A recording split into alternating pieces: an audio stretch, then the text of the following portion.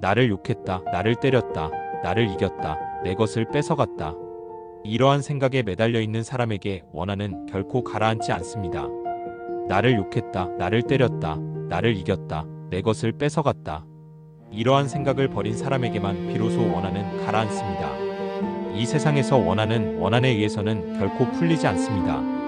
원한을 잊어야만 원한은 풀리나니 이것은 변치 않는 영원한 진리입니다. 달리는 수레를 멈추듯 치솟는 화를 다스리는 사람, 나는 그를 진정한 의미의 마부라고 부릅니다. 다른 사람들은 그저 고삐를 쥐고 있을 뿐입니다.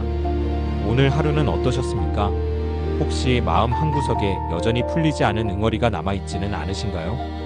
50년, 60년을 넘게 살아오며 우리는 참 많은 일을 겪었습니다. 젊은 시절엔 앞만 보고 달리느라 내 마음이 타들어가는 줄도 몰랐고, 자식들 키우고 살림 일구느라 억울한 일도 참아가며 살아왔습니다. 그런데 이상하게도 나이가 들면 마음이 더 너그러워질 줄 알았는데 사소한 말 한마디에 불끈 화가 치밀어 오를 때가 있습니다. 내가 어떻게 살았는데 나한테 이럴 수 있나 하는 서운함, 저 사람은 왜 저렇게 무례할까 하는 분노, 그리고 이미 십수년이 지난 과거의 상처가 불쑥 솟아올라 밤잠을 설치게 만들기도 합니다. 부처님께서는 말씀하셨습니다. 화를 품고 있는 것은 누군가에게 던지기 위해 뜨거운 숯덩이를 손에 쥐고 있는 것과 같다고 말입니다. 상대방에게 던지기도 전에 내 손바닥이 먼저 타버린다는 뜻입니다. 우리가 누군가를 미워하고 화를 내는 그 순간 가장 먼저 상처를 입고 병드는 것은 바로 나 자신입니다. 사람들은 흔히 화를 내는 것이 나의 권리를 지키는 것이나 기선을 제압하는 것이라 착각하곤 합니다. 하지만 법구경은 분명히 말합니다. 화를 다스리는 자만이 진정한 마부, 즉 자기 인생의 주인이라는 것입니다. 우리가 화를 낼 때 우리 몸에서는 어떤 일이 일어날까요?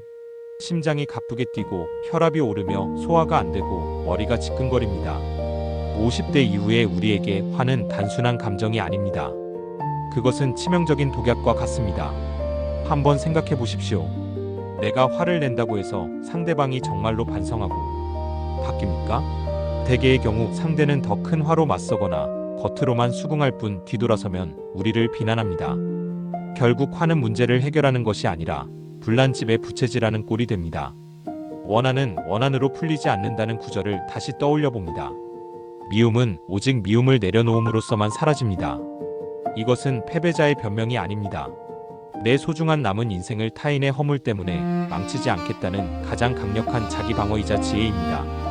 그렇다면 우리는 이 치솟는 화를 어떻게 다스려야 할까요? 먼저 반응하기 전에 관찰하십시오.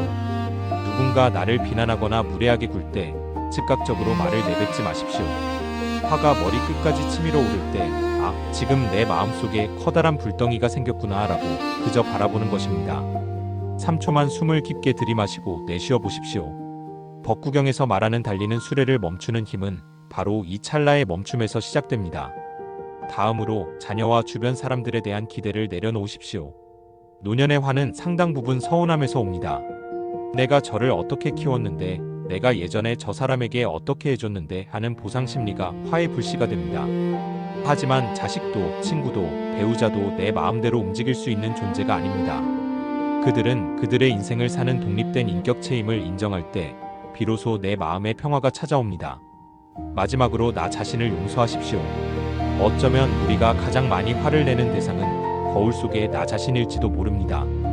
그때 왜 그랬을까? 좀 더 지혜로웠더라면 하는 과거에 대한 후회가 자책이 되고 화가 됩니다. 부처님께서는 과거는 이미 지나갔다고 말씀하셨습니다. 실수했던 나도, 부족했던 나도 안아주십시오. 내가 나를 용서해야 타인도 용서할 수 있는 여유가 생깁니다. 여러분, 나이가 든다는 것은 나무의 나이테가 늘어나는 것과 같습니다. 나이테가 많아질수록 나무는 웬만한 바람에는 흔들리지 않는 묵직함을 갖게 됩니다. 두터운 바위가 바람에 흔들리지 않듯 지혜로운 사람은 비난과 칭찬에 흔들리지 않는다는 말씀을 기억하십시오. 우리가 진정으로 추구해야 할 아름다움은 주름 없는 얼굴이 아니라 어떤 풍파에도 잔잔함을 유지하는 호수 같은 마음입니다.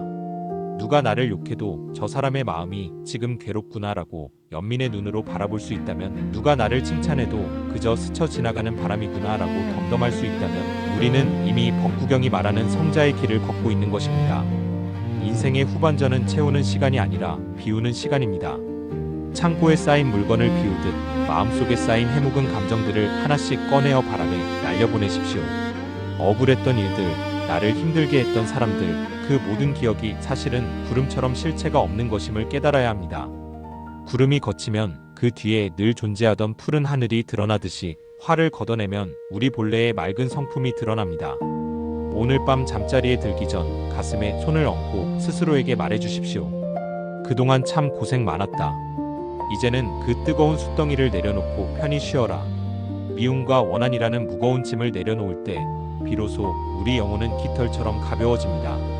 남은 인생은 나를 태우는 화의 불길이 아니라 나를 비추는 따뜻한 지혜의 등불과 함께 하시길 바랍니다. 나를 욕했다, 나를 때렸다, 나를 이겼다, 내 것을 뺏어갔다. 이러한 생각을 버린 사람에게만 비로소 원한은 가라앉습니다.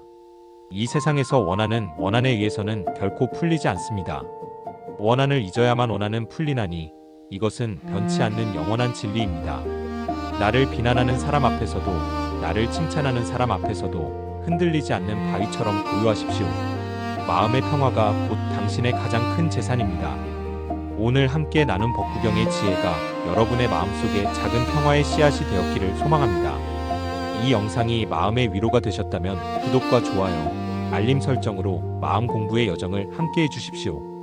여러분의 매일매일이 평온하고 향기롭기를 기원합니다. 성불하십시오.